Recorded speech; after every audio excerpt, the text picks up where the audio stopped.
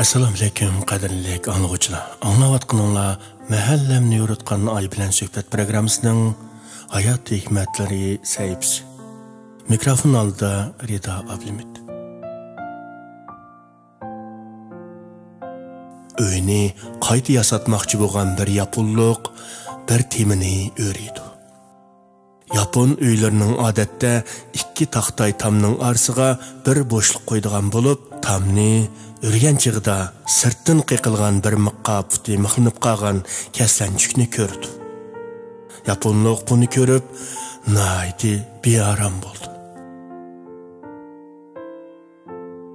Kaslanchukning putiga kirib qolgan mix 10 yil burun uy solganda qiqilgan mix edi.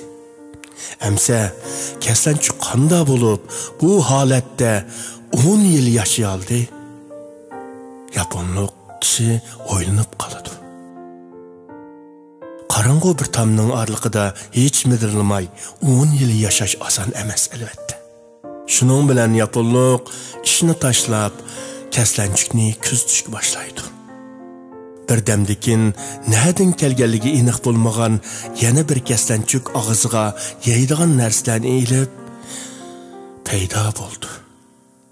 Yaponlik ko'rgan manzardan behosh bo'ldi. Bu qanday suygi? deb o'ziga savol qo'ydi. Puti mix bilan tanqid qilib ketgan kaslanchuk 10 yildan beri yana bir kaslanchuk tarafidan beqilayotgan edi. Shundaq do'stlar. O yaponlikning bu yerda ko'rgini puti mix bilan qiqilib ketgan kaslanchuk 10 yildan beri yana bir kaslanchuk tarafidan beqilayotgan edi. Shundaq do'stim, qalbingizdagi muhabbatni qat'iy o'ltirmang. Sizni yaxshi ko'rdiganlarni asla tashlamang. Baxtli bo'lish uchun nurg'un sabab bor turib, baxtsiz bo'lishga bahona izlamang.